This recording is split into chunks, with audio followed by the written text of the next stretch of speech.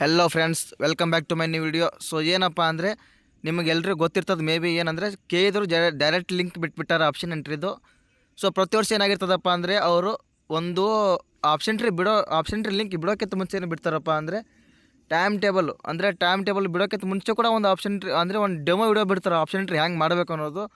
But ಈ ವರ್ಷ ಏನು ಮಾಡ್ಯಾರ ಅಂದರೆ ಅವರು ಆ video link demo video link ಇಲ್ಲ, ಟೈಮ್ ಟೇಬಲ್ ಇಲ್ಲ, but direct option entry link ಬಿಟ್ಬಿಟ್ಟಾರೆ.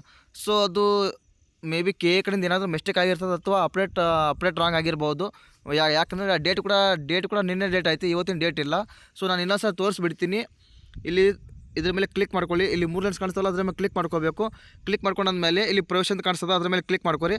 ಅದ್ರ ಮೇಲೆ ಅದಾದ ನಂತರ UGC 2024 ಮೇಲೆ ಕ್ಲಿಕ್ ಮಾಡ್ಕೊರಿ. ಅದಾದಮೇಲೆ ಇಲ್ಲೇ ಲಿಂಕ್ ಬಿಟ್ಟಾರ ನೋಡಿರಿ, ಮೊದಲ ಸುತ್ತಿನ ಆಯ್ಕೆಯ ಪ್ರವೇಶ ಲಿಂಕ್ ಅದು ಬಿಟ್ಟಾರ. ಅದು ಡೇಟ್ ಕೂಡ ನಿನ್ನೆದೈತಿ, ಇವತ್ತಿಂದಿಲ್ಲ. ಸೊ ಅದ್ರ ಮೇಲೆ ಕ್ಲಿಕ್ ಮಾಡ್ಕೊಂಡ್ಮೇಲೆ ನೀವು ಇಲ್ಲಿ ಮೇನ್ ಏನಪ್ಪ ಅಂದರೆ ಯಾರು ಮಿಸ್ಟೇಕ್ ಮಾಡಬೇಡ್ರಿ.